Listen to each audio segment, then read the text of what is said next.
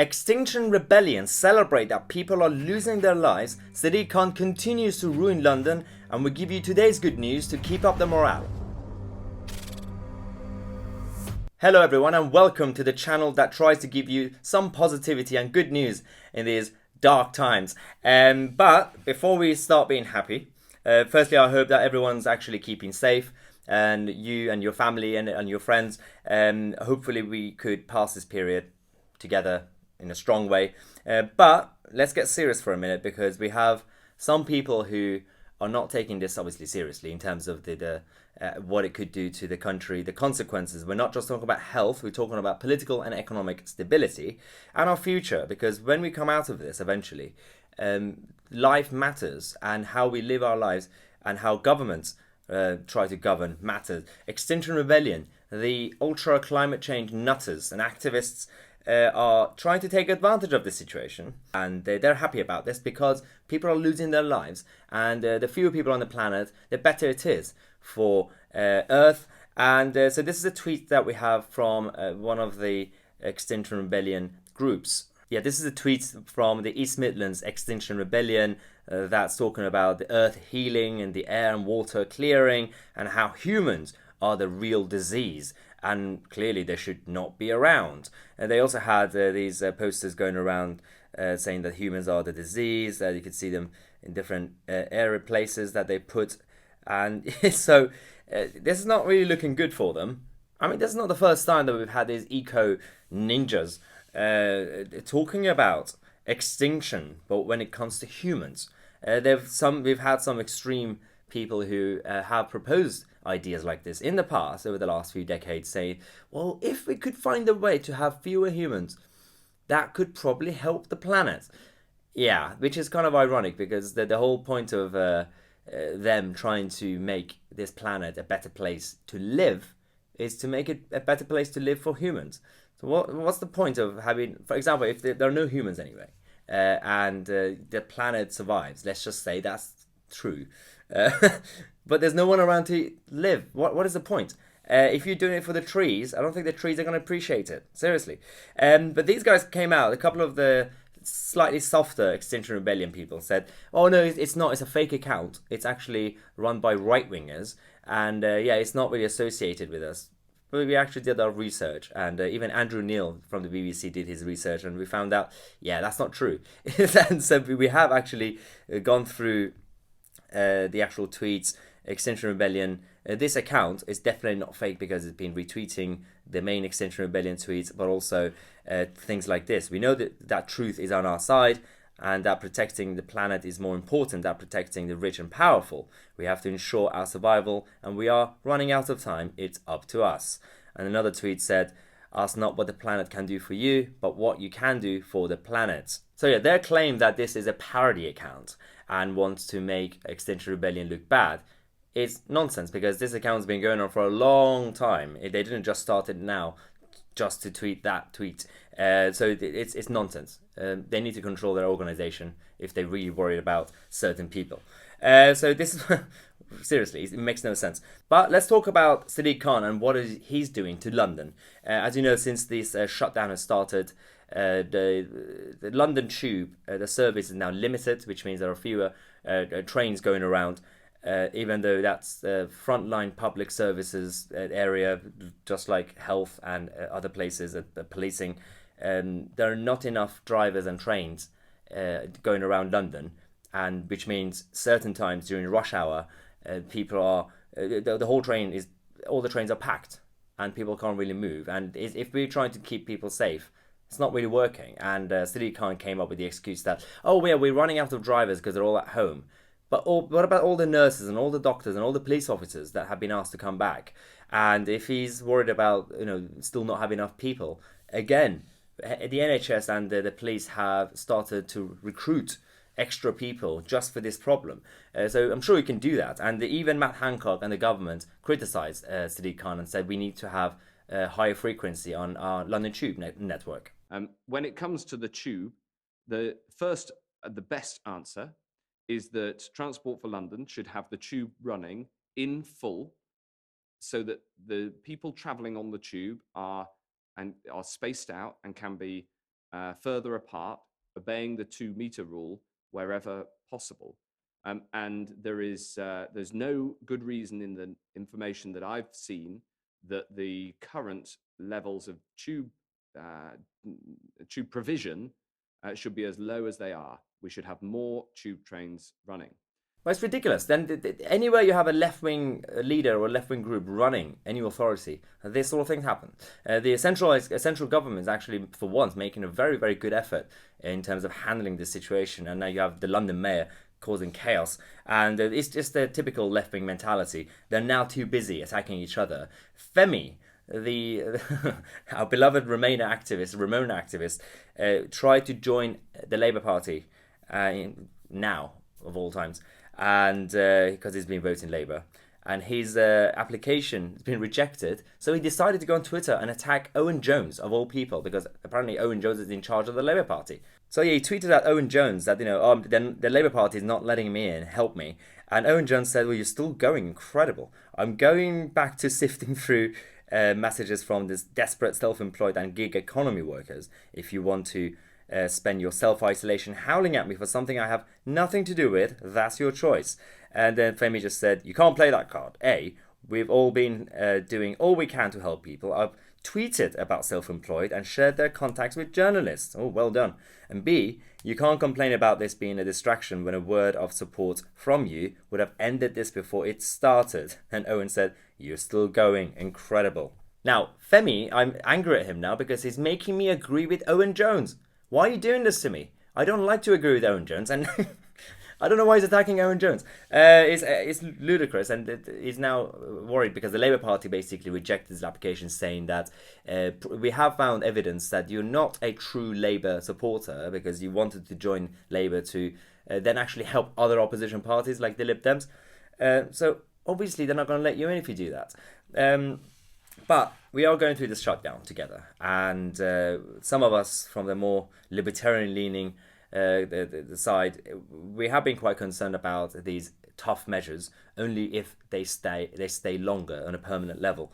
And but some people like Steve Baker, who's also a classical liberal, actually made a very, very interesting but passionate speech in the House of Commons yesterday about this and how these are tough times. We have to accept it.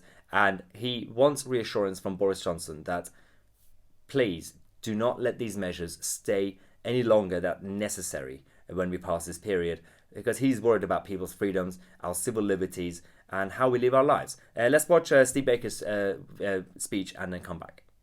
We are, perhaps let me be the first to say it, implementing tonight and in this bill at least a dystopian society. Somebody will call it totalitarian, though I don't think that's quite fair, but it is at least dystopian. It is implementing a command society under the imperative of saving hundreds of thousands of lives and millions of jobs, and it is worth doing. And by God, I do hope that the Prime Minister has a clear conscience tonight and sleeps with a good heart, because he deserves to do so. Because libertarian though I may be, this is the right thing to do. But my goodness, we ought not to allow this situation to endure one moment longer than is absolutely necessary to save lives and preserve jobs. So that's why I have said that while I welcome new Clause 19 to give us a 6-month review, I would very much urge upon my honourable and right honourable friends and the Prime Minister sunsetting this Act, as it will become, no doubt, at 1 year, because there is time to bring forward further primary legislation. If it comes to late autumn and we can see, and God help us if it's true, because I fear for the economy and the currency, but if come the autumn it's clear that this epidemic, this pandemic continues, then there certainly is time to bring forward further primary legislation to properly scrutinise the provisions of carrying forward this enormous range of powers. I mean, every time I dip into it, I find some objectionable power. There's not enough time to do it, but I've done it there. I can glance at it and see objectionable powers. There would be time to have several days of scrutiny with a proper piece of legislation, easily in time for March, April 2021. And I just implore to my right honourable friend, for goodness sake, let us not allow this dystopia to endure one moment longer than strictly necessary. Well, this is why Steve Baker is one of my good friends and actually one of my favourite freedom-loving MPs. I'm proud to know him personally, and I'm glad that he's working really hard like this. Even to be fair, even the cabinet right now are working really hard 24/7. We've had Boris Johnson yesterday holding the first video conference cabinet meeting, and so to be remote and to be cautious, you have to lead by example. And they're all working really hard. Regardless of the policy differences, I agree with some of the policies the government does, and I disagree with the others. At this point, we're all supporting the team, and I just wish I could say the same about a lot of people who live, especially in London, who are still not following the rules. We have hard-working police officers going around trying to maintain order, and then you have these people in the park doing this. Guys, you can't stay on the green. Can you all go home? Can you all go home, please? It's not a holiday. It's a lockdown, which means you don't just come in and sunbathe. Can you please just leave? The government has a lockdown in force. Can you please get off the green, go home? Yeah, well, moving from the UK, going to the European Union, Brussels have decided to make Parliament remote, and all the MEPs are going to be working from home. And, you know, they get a lot of money. Obviously, they get their salary, they get their bonuses, they get their free stuff. And they also, kind of like House of Lords, they get a daily allowance when they turn up. That's just another bonus. But the European Parliament decided to actually keep the bonus, even though they're not going to turn up. They're going to be working from home. So yeah, Parliament is now going to be allowing these daily allowances to be given to MEPs, even though they'll be working from home. The European Parliament is debating whether to retain the MEP daily allowances, even though when they work remotely from home. The daily 323 euros lump sum is meant to cover things like hotel bills and meals. This is going through, but even the head of the European Parliament is not happy about this and is trying to actually block this and make a U-turn. I mean, it's lovely to see how our MEPs just focusing on working hard and definitely not, focused on making random money from the taxpayer. Now, in other news, we heard earlier today that Prince Charles has been tested positive. Prince Charles, obviously, it's sad news. Obviously, he's slightly older, but apparently his minor symptoms. She should be fine. My concern is actually something else. He's been going around to all these public gatherings and engagements that he's had over the past month or two, even when things escalated. And the palace should have done something about this, because the worry is that he has seen the Queen apparently a few weeks ago, and he might have had the symptoms, but minor. He could be a carrier, and so it's not nice to hang around just because obviously she's your mother. I fully understand it, but she's also the Queen, and so hopefully she's safe, and hopefully he hasn't actually infected anybody else for that matter. But let's focus on the positive side. We're still trying to kind of keep going as a nation together. So today's piece of good news is that Nadine Dorries is back and healthy. She's back in Parliament. The health minister, who was, I think, the first MP publicly announced that she was tested positive. She was self-isolated for a while. Now she's actually in the clear. So she's back at work. So welcome back, Nadine Dorries.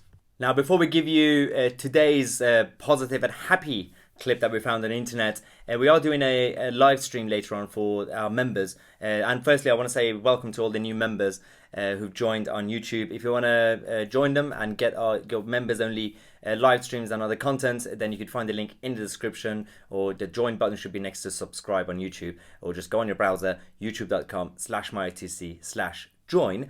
And yeah, so Leslie Jordan, the actor who was on Will and Grace, he's getting bored self-isolating, so he came up with a very good story from his younger days. I'm here making enough chicken salad for an army of one, because I'm in lockdown. You know, the sweet Asian couple that take care of my plants when I'm gone brought me face mask, gloves, and then they brought me this herbal incense powder. It's from Bhutan. Traditional Chinese medicine. It's how to avoid the corona, because you do little snorts and it'll help your immune system. But I'm scared. One time at a nightclub in New York, they gave me one of these with some illicit substance in it, and I went in the bathroom Well, I came out and my friend said to me, "You snorted a gram. There's none left." Oh my gosh, this is a disaster. But anyway, I was the dancing queen that night. 22 years clean and sober, so I can tell stories like that. Y'all soldier on, man up. Yeah, I think we're all going kind of crazy during this lockdown, but at least we get some funny stories coming out of it. If you haven't subscribed to the channel yet, then make sure you do and click on that bell next to it so you get notified. We have a daily show at 5:45 p.m. I'm Tousi. I'll see you guys later on with a new video.